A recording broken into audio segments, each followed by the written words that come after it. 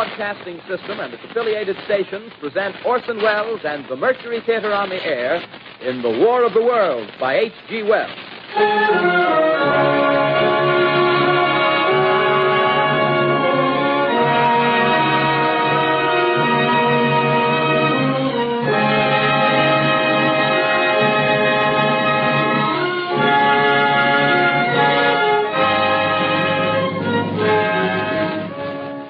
Ladies and gentlemen, the director of the Mercury Theater and star of these broadcasts, Orson Welles.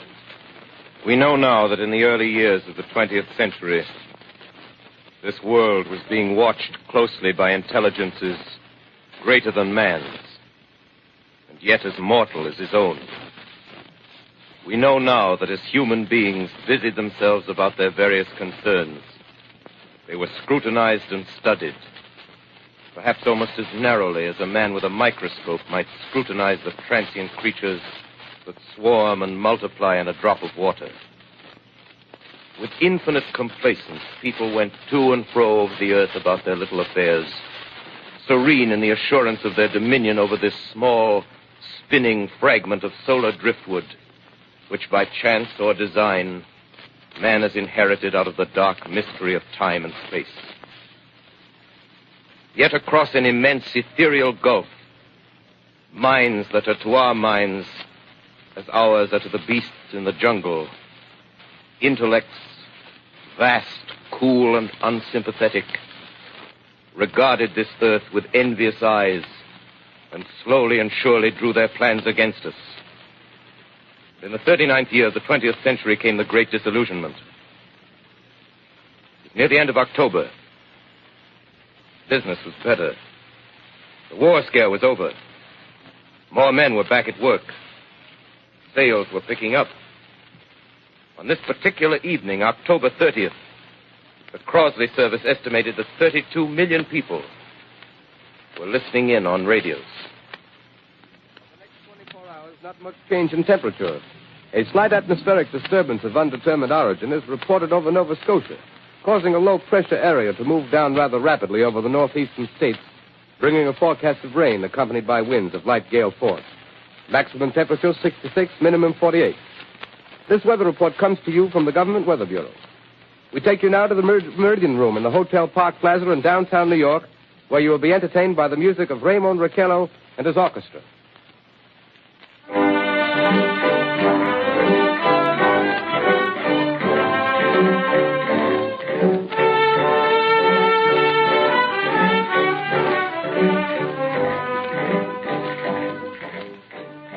Good evening, ladies and gentlemen.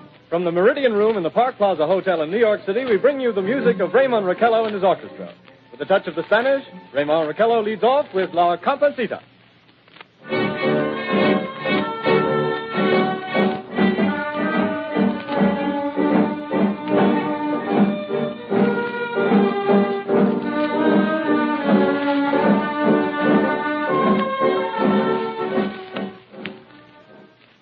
Ladies and gentlemen, we interrupt our program of dance music to bring you a special bulletin from the Intercontinental Radio News. At 20 minutes before 8 Central Time, Professor Farrell of the Mount Jennings Observatory, Chicago, Illinois, reports observing several explosions of incandescent gas occurring at regular intervals on the planet Mars. The spectroscope indicates the gas to be hydrogen and moving toward the Earth with enormous velocity.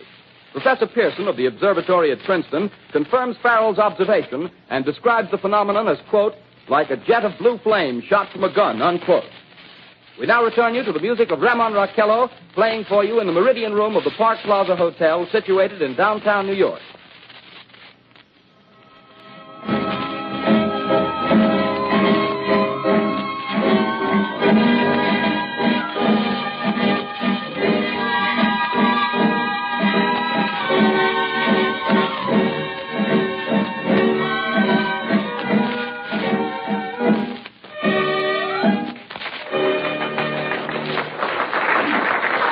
Now a tune that never loses favor, the ever-popular Stardust, Raymond Raquello and his orchestra.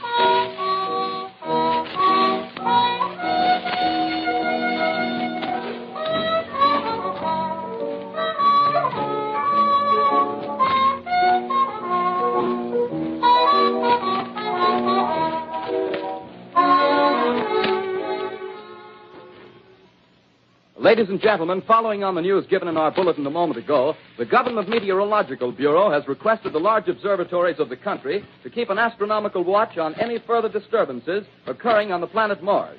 Due to the unusual nature of this occurrence, we have arranged an interview with the noted astronomer, Professor Pearson, who will give us his views on this event. In a few moments, we will take you to the Princeton Observatory at Princeton, New Jersey. We return you until then to the music of Ramon Raquello and his orchestra.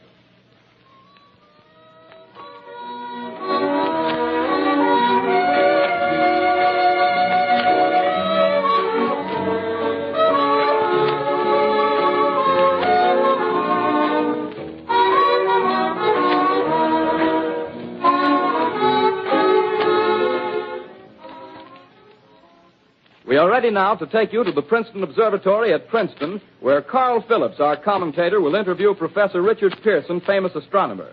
We take you now to Princeton, New Jersey. Good evening, ladies and gentlemen. This is Carl Phillips speaking to you from the observatory at Princeton. I'm standing in a large semicircular room, pitch black except for an oblong split in the ceiling. Through this opening, I can see a sprinkling of stars that cast a kind of frosty glow over the intricate mechanism of the huge telescope.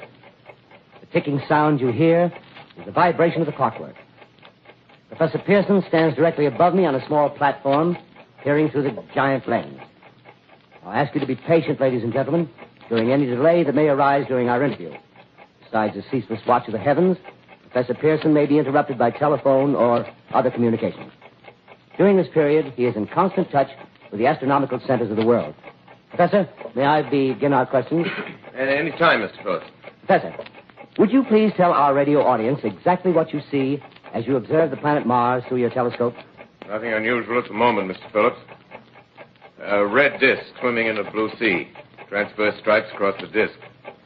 Quite distinct now because Mars happens to be at the point nearest the Earth, in opposition, as we call it. In your opinion, what do these transverse stripes signify, Professor Pearson?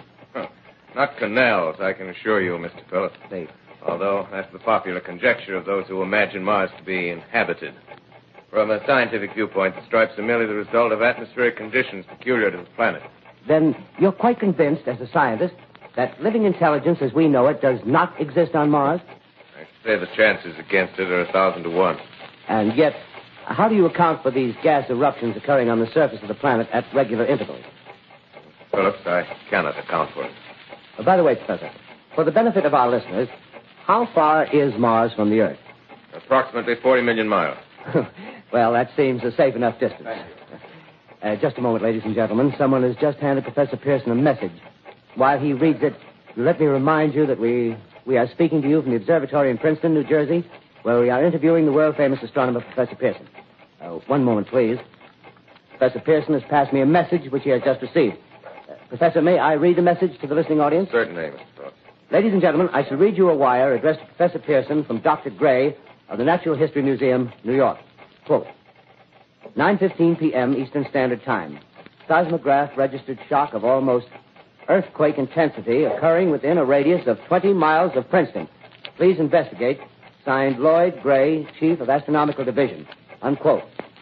Professor Pearson, could this occurrence possibly have something to do with the disturbances observed on the planet Mars? Hardly, Mr. Phillips. This is probably a meteorite of unusual size, and its arrival at this particular time is merely a coincidence.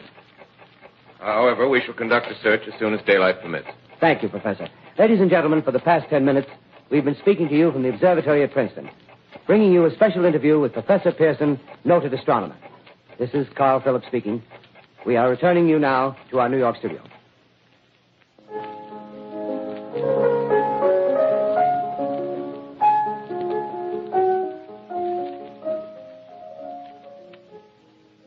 Ladies and gentlemen, here is the latest bulletin from the Intercontinental Radio News. Toronto, Canada. Professor Morse of Macmillan University reports observing a total of 3 explosions